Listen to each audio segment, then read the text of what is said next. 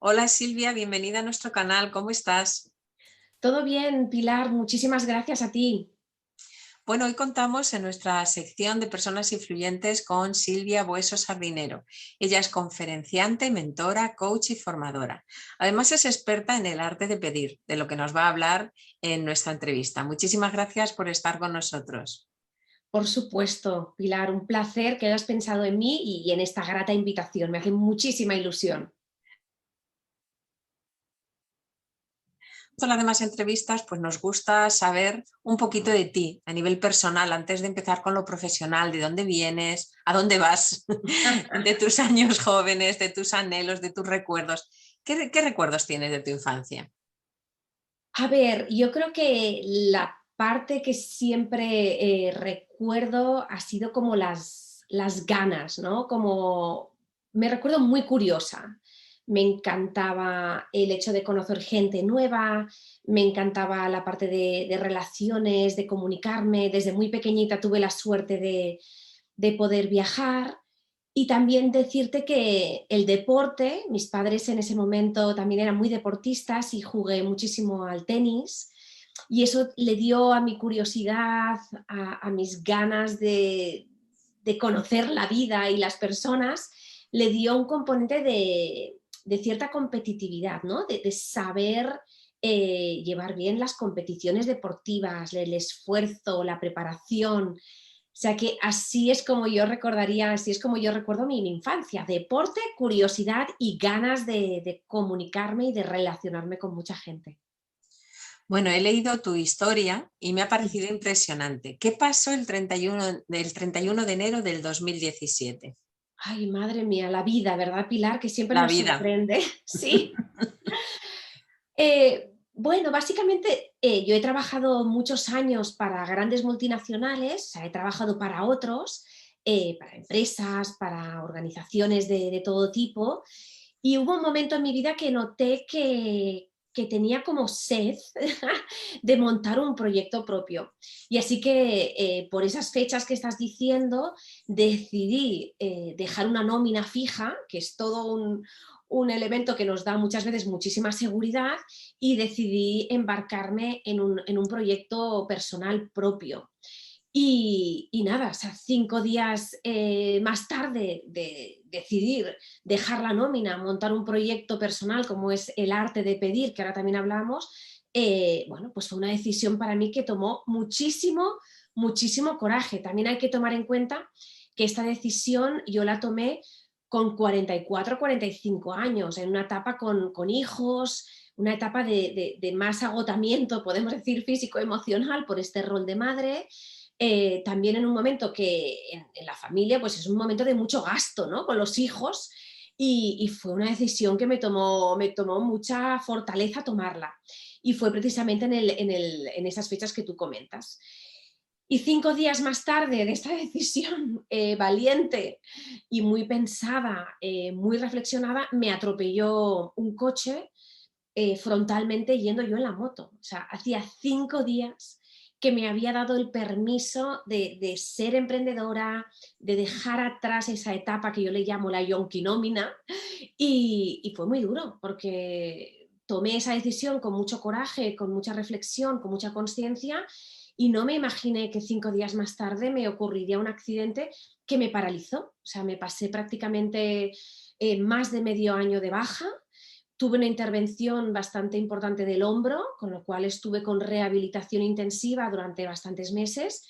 Y lo que te cuento, o sea, hacía 5 días que había tomado una de las decisiones más importantes de mi vida y esa imposibilidad de trabajar me generó mucha frustración, muchos miedos, mucho dolor y por lo tanto tuve que saberlo capear con muchas fortalezas. Poco más tarde a mi padre se le detectó un cáncer, con lo cual a la dificultad de no poder emprender mi proyecto, al sufrimiento de mi intervención, tuve toda la situación familiar de saber que mi padre se estaba apagando y todo pasó al mismo tiempo. O sea, que a veces la vida pues te sitúa en circunstancias que algunas tú las eliges y otras no, y lo importante es saber cómo lo vas a capear. ¿Y cómo lo capeas? ¿Cómo te repones y cómo vives el estar viva? Porque fue muy, muy, muy fuerte. Ahora lo cuentas muy Sí, bien, ¿verdad? Que ya pasó, sí. pero entonces fue muy duro. Mira, yo siempre digo que uno de los aprendizajes pilar más intensos ha sido tener una relación.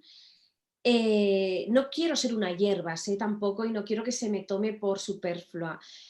Lo que quiero es que entendí que el dolor es una gran emoción en la que si aceptas que estás en el dolor, puedes sacar muchísimos aprendizajes. Tendemos a veces a ver el dolor como un lugar en el que no queremos estar, obviamente. A veces vemos el dolor como una emoción que es tan dura que queremos huir de vivirla. Y yo te diré que el aprendizaje que tuve es que el dolor, sobre todo cuando tú no lo eliges, porque las circunstancias parece que te eligen a ti, cuando decides que el dolor está ahí y lo importante es sentirlo y aceptarlo sin querer ni anularlo ni negarlo, yo creo que para mí, en este caso, que es una historia muy personal, para mí fue un trampolín para agradecer y para decidir salir adelante. Y creo que a veces el hecho de tocar fondo te puede llevar a recordarte que estás viva, por lo tanto a agradecer que esa frontera entre la vida y la muerte es una frontera que es fácil de atravesar. En mi caso fue un atropello, me podrían haber matado, ¿no? Entonces, desde el dolor y desde el sufrimiento que yo tuve, supe lo importante que es agradecer la vida. Hice una fiesta aquí en casa que le llamé Estoy reviva, porque muchas veces lo damos por hecho. Y luego también aprendí a pedir ayuda. Obviamente necesité ayuda emocional porque me coincidieron estos problemas de trabajo, más la situación de mi padre. Luego tuve otra serie de complicaciones muy importantes que, como todo en la vida, coincide al mismo tiempo. Entonces, este elemento de pedir ayuda me ayudó a entender que el dolor es un sabio lugar que si sabes estar en él, no solo vas a agradecer la vida, sino que también puedes elegir el cómo vivir ese dolor para transicionarlo hacia un lugar de aprendizaje, de crecimiento. Por ejemplo, yo escribí el libro El arte de pedir para conseguir tus objetivos. Yo soy una mujer muy dinámica. Entonces, esa parada en seco a mí me permitió darme permiso de tener tiempo y escribir. Normalmente yo tengo una vida muy en movimiento, con lo cual de ese dolor, de ese sufrimiento, de esa frustración, decidí de manera muy consciente desde la petición de ayuda el salir adelante y adaptarme a esas circunstancias. Y por eso escribí un libro, porque quise agradecerlo todo. Y en el libro es un libro de muchísimas emociones, donde explico que el libro, por ejemplo, lo escribí en un momento de mucha dureza e incluso en momentos de dolor y de dureza pueden surgir historias apasionantemente bellas y de pura vida. O sea que para mí esta historia es la que no solo la he vivido, sino que quise plasmarla en el libro para que sepamos todos que desde el dolor podemos incluso elegir el convertirlo en aprendizaje, en crecimiento, en lucha, en capacidad. Y para mí el dolor lo que me enseñó es que soy mucho más fuerte de lo que yo en ese momento me reconocía. Fue una enseñanza muy interesante. Bueno, qué bonito mensaje para las personas que te escuchen. Qué positivo. Bueno, pues vamos a entrar un poquito ya en tu trayectoria profesional. ¿Cuál ha sido? ¿En qué andabas metida? Que dices que estabas en grandes Sí. empresas, que lo dejas todo. ¿Cómo ha sido tu trayectoria durante todos estos años atrás? A ver, yo siempre digo que he estado como más perdida que encontrada. Lo digo porque a veces tendemos, ¿no?, a ver en los demás como una sensación de que siempre han sabido lo que han querido. Y yo he de decir y he de reconocer en mí que seguramente he sabido más lo que no quería que lo que quería. Y ahí hablo del estar más perdida que encontrada. Cuando digo estar perdida, significa que yo siempre en mi carrera profesional he sido una mujer que he querido transitar diferentes experiencias para entender lo que realmente más me apasionaba. Y por lo tanto, he sido una mujer ciertamente con un componente aventurero, atrevida, a veces me ha funcionado, a veces no, y siempre he sacado enseñanzas sobre lo que más me apasiona de mi carrera profesional. Entonces yo tengo una etapa que es, finalizo los estudios universitarios, estudié Derecho, por eso soy una mujer estructurada, me gustan las cosas por escrito, y también hice periodismo, licenciada en periodismo, o sea que tengo esa dualidad de alguien creativo, con vitamina en la vida y al mismo tiempo disciplina, estructura, pragmatismo, me gusta esta combinación. Y luego tengo como 3 etapas que yo llamo de mi carrera profesional. Hubo una etapa más de la parte de comunicación, estuve trabajando en agencias de comunicación, estuve trabajando en medios de comunicación, estuve también trabajando en todo lo que tiene que ver con medios de comunicación y eso me permitió entender muy bien cómo las empresas pueden comunicar con sus grupos de interés y me dio muchísima solidez. Luego tengo otra etapa en la que ya empiezo a viajar, estuve unos 5 años en Madrid, donde empecé también esa experiencia con los medios de comunicación, estuve en un programa de televisión en Telecinco, estuve trabajando también como consultora externa del periódico económico 5 Días, pude conocer la realidad política, económica en Madrid. De esa etapa también empecé a dirigir departamentos de comunicación corporativa de grandes multinacionales, porque como hablo bien idiomas, eso me permitió asesorar a grandes multinacionales sobre cómo comunicar con empleados, con los medios de comunicación, con los directivos, con sus accionistas, o sea, que fue una etapa también muy interesante. Y ya inicié la última etapa, que es la etapa de captación de fondos. Ya trabajé para Fundación ESADE, la Escuela de Negocios, y creamos de cero el departamento de captación de fondos y ahí es cuando ya pude ver lo importante que es saber comunicar para vender y sobre todo para pedir esos fondos para conseguir el objetivo de financiación que en ese caso necesitaba Fundación ESADE, del programa de becas, del programa de investigación. O sea que mi carrera profesional tiene estos colores. Como te digo, me he sentido más perdida que encontrada y cada vez que me he perdido me he como reencontrado y he podido pivotar. El hecho de viajar, he estado más de 10 años fuera de Barcelona, que es mi ciudad natal, y eso me ha dado ese punto de tolerancia, de apertura, de ser una persona con una mirada muy abierta y siempre con ganas de conocer a más personas. Pues efectivamente, tienes una trayectoria muy, muy, muy amplia. Pero ¿por qué decides entonces dedicarte a pedir y a enseñar a pedir? Cuéntanos, a ver.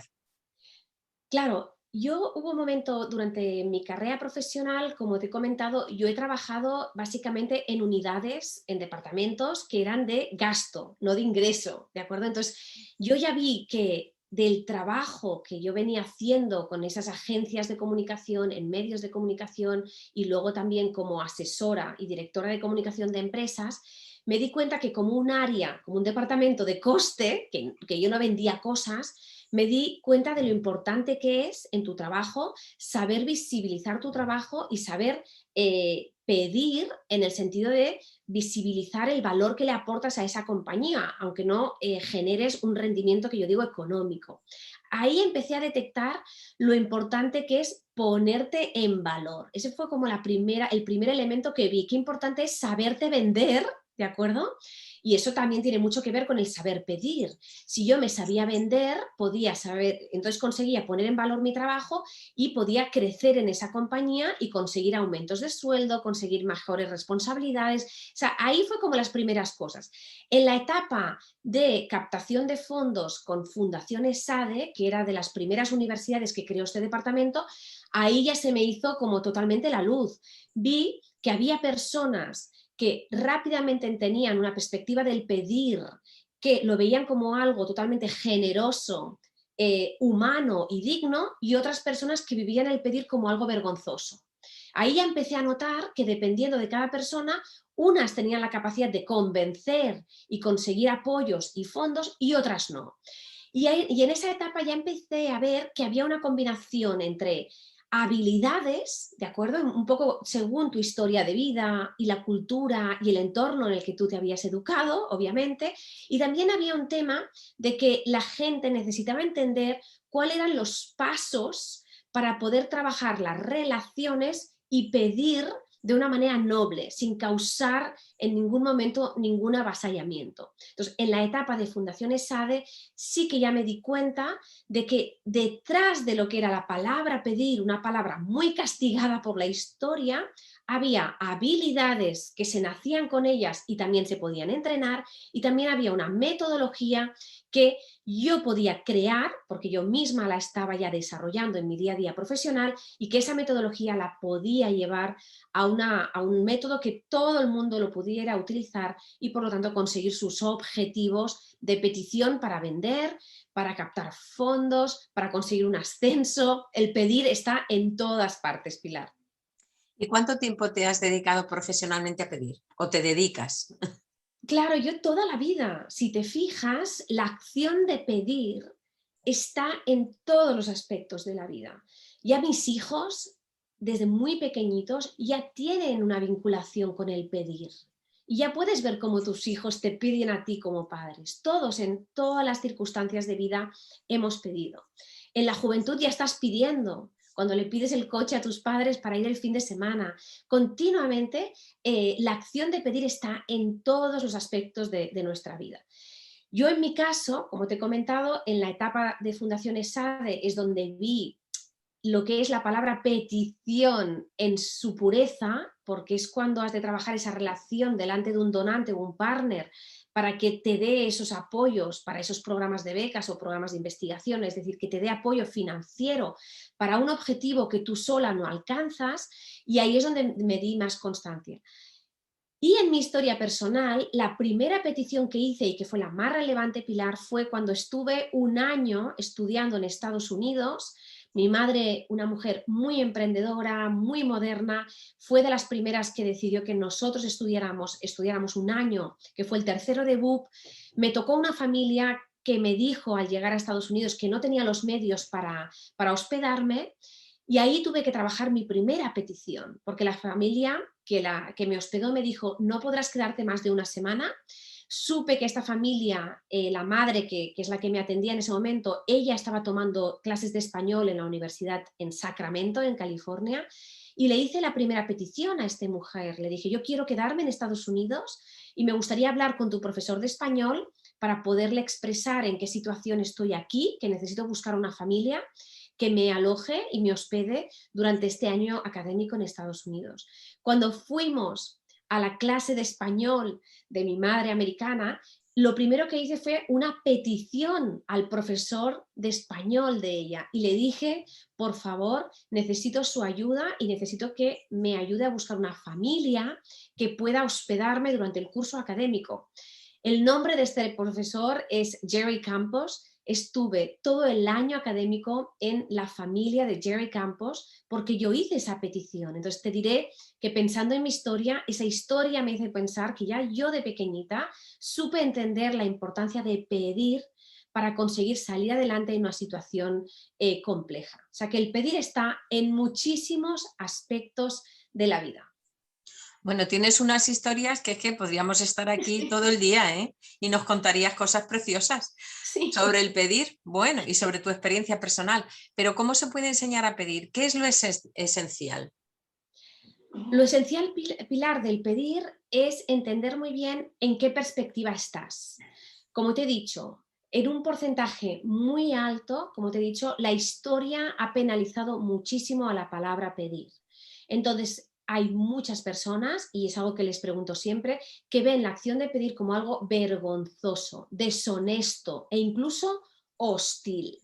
En cambio, hay otras personas que de una manera natural, por el contexto en el que se han educado, se han formado, tienen una perspectiva del pedir que se basa en crear relaciones de valor y en crear relaciones de confianza y de conexión y de genuidad. Entonces, lo primero que pregunto a cualquier persona es, ¿cuál es tu perspectiva? ¿Ves el pedir como algo vergonzoso o ves el pedir como algo que es honrado, humano y digno? Las que ven el pedir como algo vergonzoso tienen muchas más probabilidades. Uno, de no pedir por no tener que pasar por esa situación incómoda, con lo cual eso perjudica a que puedan conseguir objetivos importantes para ellas. O bien, piden, pero lo hacen aquello como soltando la petición a destajo y lo que hacen es avasallar o bien matar relaciones que son importantes para ellos o para ellas, o bien lo que hacen es delegar la petición en otras personas para no tener que dar la cara. ¿vale? Entonces, esto sucede mucho con las personas que ven el pedir como algo vergonzoso. Las personas que en cambio ven el pedir como algo humano, digno y noble, son aquellas personas que ven que el pedir es una gran oportunidad para tejer una relación de confianza con la persona a quien piden. Y además entienden que el pedir es algo noble porque cuando pido le estoy dando importancia al otro, le estoy dando la oportunidad al otro de sentirse útil, de sentirse que contribuye. Por lo tanto, lo viven como un acto de generosidad, de beneficio mutuo, de conexión humana y no se precipitan en el aquí te pillo, aquí te mato al pedir, sino que saben transitar desde la relación a la petición sin avasallar, sin ir a la yugular y sin causar daño en ninguna de las dos partes. ¿Y cómo es eso de pedir sin pedir? Que tú hablas mucho de eso. Yo hablo mucho, claro, porque lo más importante, Pilar, como tú estás también con esta pregunta, ya me encanta que la hagas así.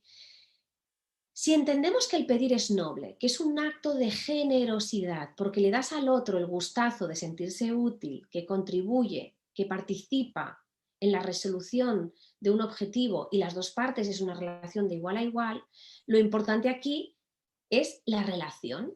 Por lo tanto, si tú, además de hacer que a la persona a quien tú pides, haces que se sienta importante, la escuchas y atiendes bien para ver cuáles son los puntos que tenéis en común en frente de aquella petición que le haces. Te tomas el tiempo de trabajar la relación despacito, trabajas la fase del coqueteo, luego un poco como las relaciones de pareja, ¿no? Como el primer beso, vas poco a poco en las fases, con el despacito que le llamo yo. Por lo tanto, cuando trabajas esa relación con este baile, sin querer apresurar las fases y sin lanzar la petición a sopetón, que es como perdón, eso te permite que cuando tú vas a pedir, habiendo entendido que has trabajado la conexión, te has ganado la confianza, has detectado los puntos en común, has sabido tomar la paciencia de no soltar el cacho cuando no toca. Si eso lo trabajas bien y además a quien tú vas a pedir le muestras los beneficios que ambas partes ganáis y escuchas desde una apertura, asertividad y empatía, cuando tú vayas a pedir, no vas a tener que pedir. A quien tú pides va a tener las mismas ganas que tú de contribuir a conseguir ese objetivo común. Por lo tanto, no pedirás. Las dos partes seréis una ecuación necesaria para trascender, para transformar y para conseguir esas metas que tú solo o tú sola no alcanzarías conseguir. Bueno, ¿y cómo se puede conseguir un empleo pidiendo, Silvia? Claro, la parte de búsqueda de empleo, igual que para, como te he dicho, subidas de sueldo, lo que sea, pedir fondos porque haces un evento y quieres un patrocinador, o bien porque eres una ONG y necesitas donaciones de tus socios, de tus patrocinadores, quien sea, en la búsqueda de empleo, obviamente hay que pedir. Entonces, lo importante del pedir, y en este caso que me preguntas del empleo, hay tres fases. Primero, hay que trabajar mucho la fase del dar. La fase del dar es en la fase en la que tú vas a investigar cuál es, desde tu perspectiva, tu empleador ideal. ¿Quién es ese empleador ideal? ¿Qué necesidades tiene? ¿Qué habilidades va a valorar que tú se las vas a poner a su servicio? Hay que hacer todo un trabajo de investigación. No queremos tirar los trastos a cualquier empleador. Yo siempre digo, haz una investigación que te permita ver qué empleador es el que mejor puede valorar y agradecer tu talento. ¿De acuerdo? Entonces, muy importante la fase de investigación. En la fase del dar también habrá que preparar tu relato. Obviamente, si estás en un momento en el que hay mucha gente que está buscando empleo, será importante que tu currículum, que tu relato sea diferenciador, porque vas a tener mucha competencia pisándote los talones. Entonces, trabájate el relato para que sea genuino, diferenciador. Obviamente, con los tiempos actuales, importante que sea breve, de manera que cuanto menos tiempo tomes del otro para explicar tu valor, tu esencia y tu fuerza, mejor. Y obviamente, como que habrás hecho una selección de tus empleadores ideales, tu relato podrá reforzar los puntos fuerza o los puntos de interés de tu empleador. Tercero, la fase del pedir. Claro, la fase del pedir, sobre todo si es empleo, si has hecho una investigación y has hecho el relato, no envíes tu currículum, si es posible, sin tener a un interlocutor de confianza. Entonces, yo aquí siempre hablo de la figura del cupido. Es muy diferente que tú envíes un currículum así a puerta fría que consigas, haciendo un trabajo de investigación, alguien que te haga de cupido. Y cupido es que te ayude a conectar con esa persona o con ese interlocutor ideal, de manera que tu currículum tenga una entrada en ese empleador diferenciadora. Y las relaciones personales tienen un peso muy importante. Hoy en día tenemos las redes sociales, con lo cual en la labor de encontrar ese cupido puede tomar tiempo, y la diferencia entre entrar por la puerta principal a un empleador con una relación personal a que entres por la puerta de detrás y sin marcar la diferencia es enorme.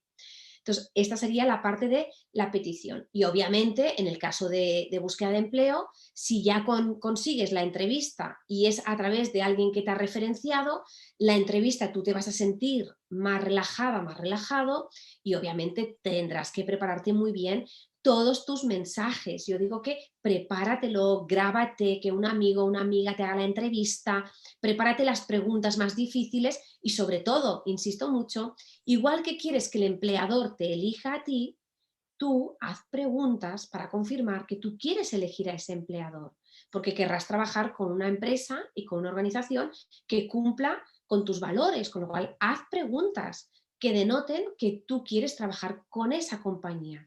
El interés es compartido. Tanto interés tiene tu empleador en apostar por tu talento para la resolución de una serie de metas, como tú quieres poner tu talento al servicio de ese empleador. Las dos partes de igual a igual. Con lo cual, en la entrevista tiene que ser una entrevista con preguntas en las dos direcciones. Tienes todo el derecho. ¿Y qué es lo que tú llamas la magia de los pedirólogos? Claro, para empezar, he tenido que crear un lenguaje nuevo, porque como te comentaba, la palabra pedir ha sido tan castigada por la historia que poder regresarle la nobleza, la generosidad y la humanidad que tiene la palabra pedir ha requerido que yo cree un vocabulario nuevo. El pedirólogo, la pediróloga es el experto en pedir. Y el darólogo, daróloga, es la experta o el experto en dar, en la parte de trabajarnos la confianza. O sea que imagínate, he tenido que crear un nuevo vocabulario para ganar la frescura y regresar a la palabra pedir, la nobleza y el arte que tanto tiene. La magia del pedirólogo es exactamente lo que te estoy contando.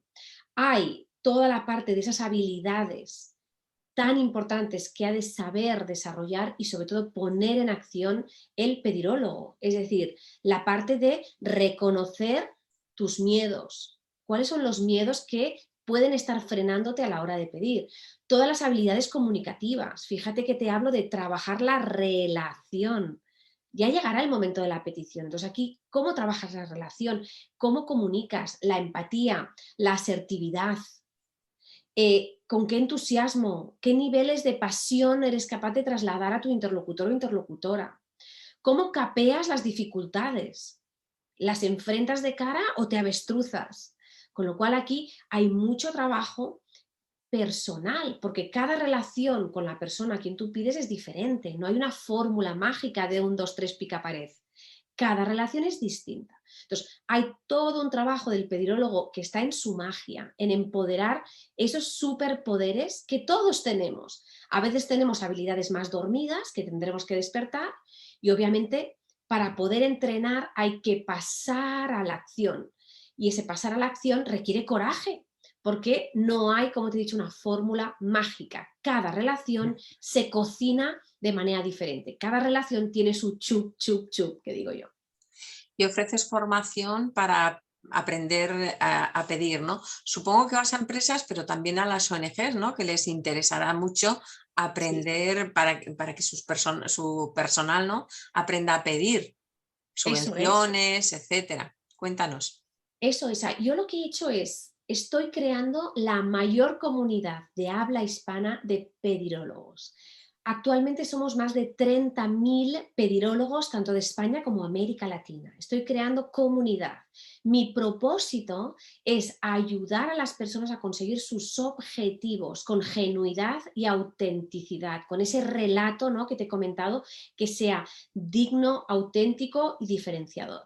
Y obviamente dentro de mi comunidad tengo muchos perfiles. Hay personas, como tú bien has dicho antes, que buscan empleo. Otras quieren vender sus productos y servicios porque son profesionales autónomos, porque trabajan en una compañía y esas habilidades de venta son fundamentales. Y por supuesto también ayudo a todo lo que son entidades sin ánimo de lucro en su mirada más abierta, desde universidades, fundaciones, asociaciones, proyectos culturales, proyectos deportivos, o sea, a todos aquellos que buscan financiación privada. Y también tengo toda una parte de formaciones y actividades que hago con emprendedores, emprendedores que también han de saber comunicar su propuesta de valor. Entonces, con emprendedores trabajo mucho. Entonces, mi comunidad, como te digo, he querido que el método, el arte de pedir, esté a disposición de mi comunidad en diferentes formatos y que se adapte a diferentes bolsillos. Entonces, obviamente hago charlas y conferencias más masivas, hago formaciones a medida en las que hago que mi cliente pues, me explica sus necesidades y me adapto. Obviamente también hago formatos más pequeños de mentorías o de mentoría individual o mentoría grupal, tanto presencial como online. Y también he creado este año la escuela online de pedirólogos, la escuela online del arte de pedir, para aquellas personas y profesionales que tal vez por su bolsillo y su presupuesto no pueden tener acceso a mi metodología con más dedicación por mi parte, y también he creado cursos online que están enlatados para que estén a disposición de todos los públicos. O sea que es una metodología altamente democrática y que quiero que todo el mundo, dentro de sus posibilidades, tenga acceso a aprender lo que yo también he aprendido gracias a mis años de experiencia y a todas aquellas personas que me han ayudado. Eso es lo que quiero para este ¿Y, método. y qué sería lo fundamental que enseñas en tu método? Lo fundamental que enseño en el método hay toda la parte de estas habilidades, que en mi caso, como soy una mujer con esta energía que ya notas seguramente, trabajo Totalmente. las habilidades desde muchísima practicidad, con lo cual son formaciones y entrenamientos prácticos, porque al final solo poniendo en práctica estas habilidades les subimos el volumen y las integramos en nuestras rutinas. Y luego con lo que te comentaba, el método lo tengo definido paso a paso en cada una de las fases, la fase del dar, la fase del pedir y la fase del conseguir, de manera que mis alumnos, mis alumnas van a recibir una metodología paso a paso, bien documentada con todo tipo de documentos de apoyo, de plantillas y de guías que les van a ayudar no solo a integrar el aprendizaje, sino pasarlo a la acción, que ahí está la magia de los pedirólogos. Y lo que me dicen mis pedirólogos es eso, que gracias a esta metodología pasan a la acción y por lo tanto consiguen más rápido en el tiempo y con menos esfuerzo esos objetivos que tanto desean. Cuando lo hacen por su cuenta, les toma más esfuerzo, eternizan procesos o a veces en vano ponen energía y tiempo que acaba costándoles dinero. Bueno, ¿y dónde pueden encontrarte todas las personas que quieran hablar contigo? Claro que sí, estoy disponible por si quieren ver la gran ventana, ¿verdad?, de internet, que es la página web, que es www.silviabueso.com. También me pueden seguir en las redes sociales, estoy totalmente con las ventanas y las puertas abiertas en Instagram, en Facebook y en LinkedIn. Y por supuesto, para cualquier persona que quiera contactarme directamente, es silvia@silviabueso.com, con muchísimas ganas de poder escuchar cómo llega esta entrevista y que me comenten, a ver qué aprenden y qué ejecutan los que están escuchándonos, Pilar. Pues muchísimas gracias, Silvia. Me ha encantado hablar contigo, conocerte, conocer tu energía, esa energía que transmites que dan ganas de ponerte a pedir ya, lo que sea. Y te mando un abrazo muy grande. Gracias a ti, Gracias. Pilar, por pedir, y el placer es mío porque me has hecho sentir esa gratitud de también ponerme a tu servicio y darte. Ya te he dicho que pedir es el darle el gustazo al otro de sentirse útil y de contribuir, y es eso lo que me has hecho sentir a mí con tu comunidad. Muchísimas gracias por abrirme la puerta de tu comunidad y de toda la gente que te apoya. Gracias a ti. Un abrazo. Un abrazo.